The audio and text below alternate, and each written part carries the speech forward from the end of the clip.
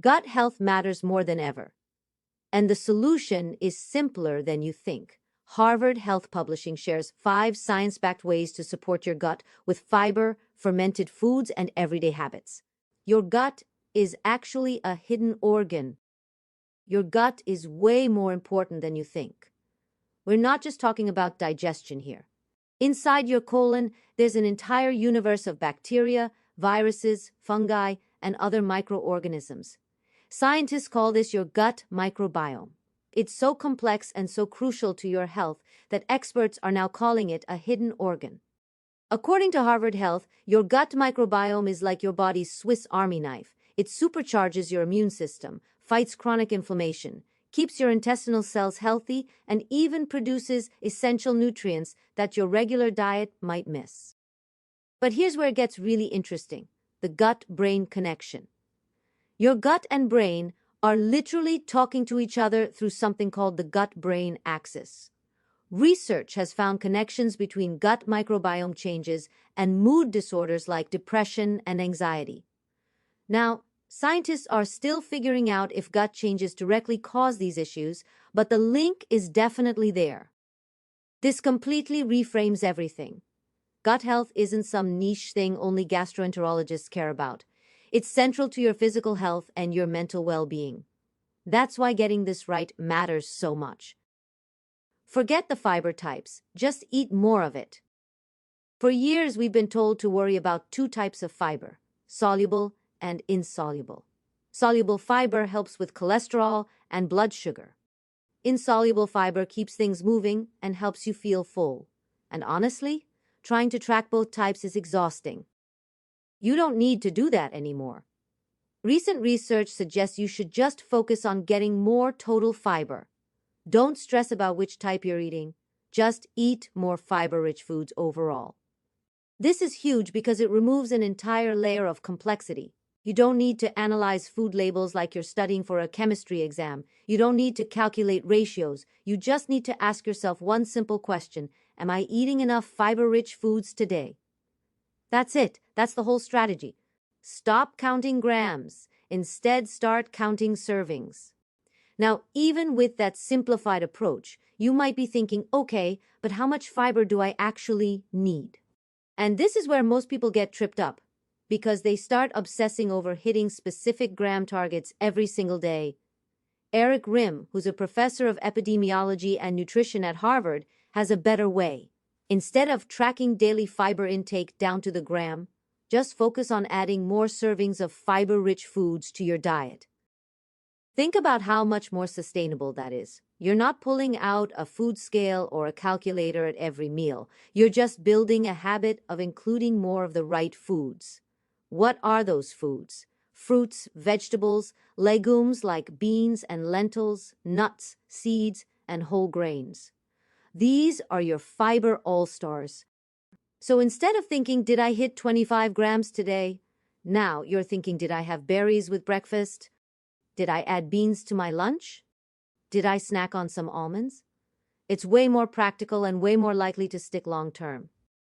Building sustainable eating patterns beats obsessive tracking every single time. Your kitchen beats the pharmacy. Walk into any health food store and you'll see walls of supplements promising to fix your gut. Fiber supplements, probiotic pills, powders, capsules, and they're not cheap. But here's what Harvard experts want you to know: food sources are better. Let's start with probiotics. You know, those beneficial bacteria everyone's talking about? The best way to get them is through fermented foods, not supplements. Why? Because dietary supplements don't require FDA approval. That means there's zero guarantee that the bacteria listed on the label are actually in the bottle, or that they're alive, or that they'll actually do what the label promises. Professor Rim puts it simply: it's best to get your probiotics from fermented foods instead. Now, what about fiber supplements? The guidance here is a bit more flexible. If you're really struggling to eat enough fiber-rich foods, supplements can be used occasionally. There's no evidence they're harmful.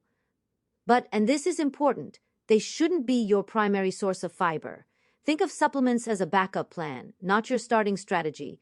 Real food gives you fiber plus vitamins, minerals, antioxidants, and all sorts of beneficial compounds that you won't find in a pill. Your body is designed to get nutrition from food. So start there. Not all fermented foods are created equal. Fermented foods have become super trendy, and for good reason. They contain probiotics, those beneficial live bacteria like lactobacillus and bifidobacterium, plus prebiotics that help those bacteria thrive.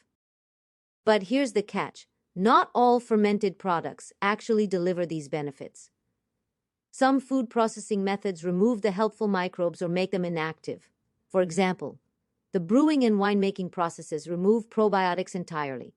So beer and wine, not probiotic sources, despite being fermented. Baking and canning also make probiotics inactive. That sourdough bread you love?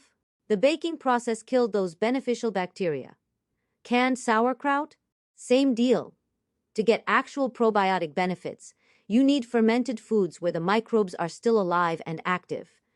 The Harvard article points to some excellent choices: yogurt with live and active cultures clearly stated on the label, kimchi, fresh sauerkraut from the refrigerated section, kombucha, and naturally fermented pickles, again from the refrigerated section, not the shelf-stable ones. Understanding this distinction completely changes how you shop. You're not just grabbing any fermented food. You're looking for the ones that actually have living cultures. So let's bring this all together. Better gut health doesn't require complicated rules, obsessive tracking, or a cabinet full of expensive supplements. The message from Harvard experts is refreshingly straightforward. Consistently eat a variety of whole fiber-rich foods and choose the right fermented foods. Food first, variety, and consistency. Your gut microbiome, that hidden organ we talked about, thrives on diversity. Different types of fiber feed different types of beneficial bacteria. So mix it up, try new vegetables, experiment with different legumes, add some kimchi to your lunch, have some yogurt with berries for breakfast. Just one change. That's all you need to start. If you found this helpful, hit that like button and subscribe. Thanks for watching.